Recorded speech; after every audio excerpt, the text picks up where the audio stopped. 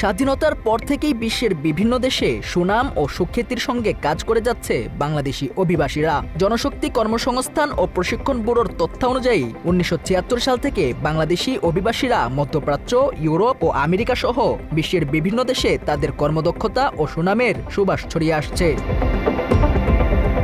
মধ্যপ্রাচ্যের আরব দেশগুলোতে 50 degree Celsius তাপমাত্রায় হাড়ভাঙা খাটুনি, নিরলস পরিশ্রমে যখন মাথার ঘাম কপাল বেয়ে চুয়ে পড়ে, তখন সেই ঘামের অর্থেই দেশের রাজনীতিবিদ, এমপি, মন্ত্রী ও সরকারি আমলারা গ্রীষ্মের সন্ধ্যায় শীতাতপ নিয়ন্ত্রিত কক্ষে বসে স্বস্তির ঢেকুর তোলেন। কিন্তু এই পরিশ্রমের আড়ালেই লুকিয়ে আছে প্রবাসীদের নানা নির্যাতন ও বঞ্চনার চিত্র। অনেক ক্ষেত্রে তারা শ্রম অধিকার থেকে বঞ্চিত হন, সময়মতো বেতন পান না, অতিরিক্ত কাজ করানো হয়, এমনকি শারীরিক ও মানসিক নির্যাতনের শিকার হওয়ার অভিযোগও রয়েছে। অপরদিকে মাসের পর মাস, বছরের পর বছর পরিবার থেকে দূরে থাকা প্রবাসীদের দুঃখ কষ্ট যেন অর্থহীন হয়ে পড়ে। মা বাবা, সন্তান, পরিবার পরিজন থেকে দীর্ঘ বিচ্ছেদ, ঢাকা পড়ে যায় কিছু বেলাগাম মন্ত্রী আমলাদের লাগামহীন কথাবার্তায়, এমনটাই মনে করছে সংশ্লিষ্টরা। সম্প্রতি প্রবাসী কল্যাণ ও বৈদেশিক কর্মসংস্থান প্রতিমন্ত্রী নুরুল হক নুরুর একটি বক্তব্য সামাজিক যোগাযোগ মাধ্যমে ছড়িয়ে পড়ে। তিনি দাবি করেন, সংযুক্ত আরব আমিরাতে এআই ভিত্তিক নজরদারিতে দেখা গেছে অনেক বাংলাদেশি কর্মক্ষেত্রে ফাঁকি দেয়, মোবাইলে ব্যস্ত থাকে, খোশগল্পে সময় কাটায়। ইউএইতে তারা এআই দিয়ে আপনার সার্ভিলেন্স করে দেখেছে যে বাংলাদেশি যারা যায় তাদের মধ্যে অনেকে আপনার কাজের ক্ষেত্রে তারা ফাঁকি দেয় কাজ, কিংবা আপনার মোবাইলে ব্যস্ত থাকে। তার এমন মন্তব্যের পরপরই শুরু হয় তীব্র বিতর্ক, আলোচনা ও সমালোচনা। সংশ্লিষ্টদের মতে তার এই বক্তব্য প্রবাসীদের পরিশ্রমকে হেয় করে এবং তাদের পাঠানো রেমিটেন্সকে খাটো করে দেখায়। বিদেশে থাকা প্রবাসীদের একাংশ অভিযোগ করে, জাতীয় সংসদ নির্বাচনে দেয়া প্রতিশ্রুতি আগামী 5 বছরে 1 কোটি দক্ষ জনশক্তি বিদেশে পাঠানো বাস্তবায়নে ব্যর্থতা আড়াল করতেই এ ধরনের মন্তব্য করা হয়েছে। তুই তো একটা মুখোমুখি, নির্বাচনের আগে এক কথা বলস, এখন নির্বাচন শেষ, এখন তোর স্বার্থ হাসিল হয়েছে, এখন তুই লোক পাঠাইতে পারতেছিস না, এই জন্য তোর এটা তোর ব্যর্থতা, এই জন্য এখন দোষ চাপাইতেছিস শ্রমিকের উপর। মাত্র 30% টাকায় জমির মালিক হয়ে নতুন বাংলাদেশের গড়ে তোলার স্বপ্ন দেখা বাংলা বসতি।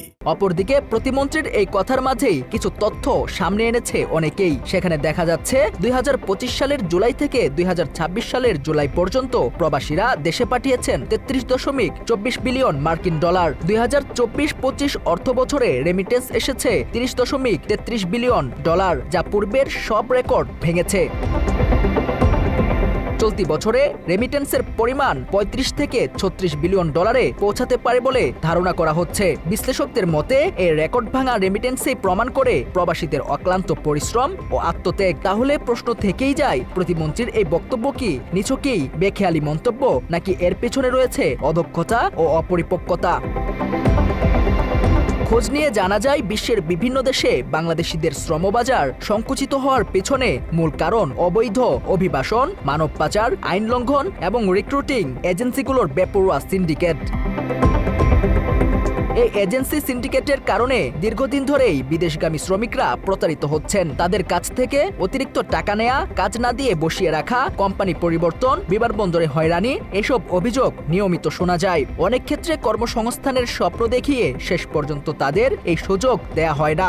একই সঙ্গে বিদেশে পৌঁছানোর পরও অনেক শ্রমিককে চুক্তিভঙ্গ, বেতন না দেয়া বা জোরপূর্বক কাজ করানোর মতো নির্যাতনের মুখে পড়তে হয়। বড় কিছু 4 মাস 3 মাস অনেকে পয়সা টাকার পরে একটা কোম্পানিতে কাজ দিছে, দেওয়ার পরে এই দেশের পুলিশ কোম্পানি থেকে আমাদের ধরে নিয়ে আসে আমাদের 17 মাস একটা ক্যাম্পে আটকায় রাখে। তথ্য অনুযায়ী ভারত থেকে মধ্যপ্রাচ্যে যেতে খরচ হয় প্রায় 2 থেকে 2.5 লক্ষ টাকা। পাকিস্তান, শ্রীলঙ্কা, নেপাল বা ভুটান থেকে এই খরচ 1 থেকে 1.5 লাখ টাকা। অথচ বাংলাদেশ থেকে একই গন্তব্যে যেতে খরচ হয় 3 থেকে 5 লাখ টাকা। অনেক ক্ষেত্রে সর্বস্ব হারাতে হয় সিন্ডিকেটের কবলে পড়ে। এখানে আসার পরে ওরা আমাদের সাথে কথা ছিল যে সুপার মার্কেটে কাজ দিবে, পরে আসার পরে দেখি যে এখানে ওই কোম্পানি কোনো কিছুই নাই।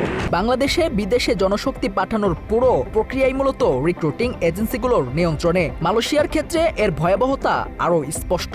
আওয়ামী লীগ আমলে মাত্র 10টি প্রতিষ্ঠানকে শ্রমিক পাঠানোর দায়িত্ব দেওয়া হয়েছিল, যা পরবর্তীতে ব্যাপক বিতর্কের জন্ম দেয়। যদিও পরে আরও 101টি প্রতিষ্ঠানকে অনুমতি দেওয়া হয়, তবে অভিযোগ রয়েছে বাস্তবে ওই নির্দিষ্ট গোষ্ঠীর বাইরে অন্যরা তেমন কোনো সুযোগ পায়নি। 2024 সালের গণঅভ্যুত্থানের পর অন্যান্য এজেন্সির মালিকরা নতুন আসার স্বপ্ন দেখেছিলেন, তবে সেই স্বপ্ন পূরণ করতে পারেনি অন্তর্বর্তীকালীন সরকার। সাবেক প্রধানমন্ত্রীর স্বাক্ষরে এই 10 জনের এই সিন্ডিকেটটা হয়েছিল। এরপরে আপনার এটা নিয়ে অনেক আন্দোলন সংগ্রাম হয়েছিল। এদিকে দক্ষিণ কোরিয়ার শ্রমবাজারেও বাংলাদেশ পিছিয়ে পড়ছে। গত 5 বছরে 40,000 কোটার বিপরীতে গেছে মাত্র 15,000 কর্মী। 2025 সালে নির্ধারিত 10,300 কোটার বিপরীতে সেপ্টেম্বর পর্যন্ত সে দেশে গেছে মাত্র 1244 জন। অন্যদিকে আন্তর্জাতিক গণমাধ্যম জাপান টাইমস জানিয়েছে 2040 সালের মধ্যে জাপানে কর্মক্ষম জনসংখ্যার ঘাটতি দাঁড়াবে প্রায় 1,10,00,000। এই সুযোগ কাজে লাগাতে পারলে বাংলাদেশ বিপুল সংখ্যক দক্ষ কর্মী পাঠাতে পারে। সব মিলিয়ে বিশ্লেষকরা বলছে বাংলাদেশের অর্থনীতি অনেকটাই নির্ভর করছে প্রবাসীদের পাঠানো রেমিটেন্সের উপর। তাই এই রেমিটেন্স যোদ্ধাদের যথাযথ সম্মান দেয়া এবং তাদের নিরাপত্তা ও অধিকার নিশ্চিত করা জরুরি। পাশাপাশি দ্রুত এজেন্সি সিন্ডিকেট ভেঙে বৈদেশিক শ্রমবাজারকে স্বচ্ছ ও সুষ্ঠু করা সময়ের দাবি। রাকিব ইদ্রিস, বাংলা এডিশন।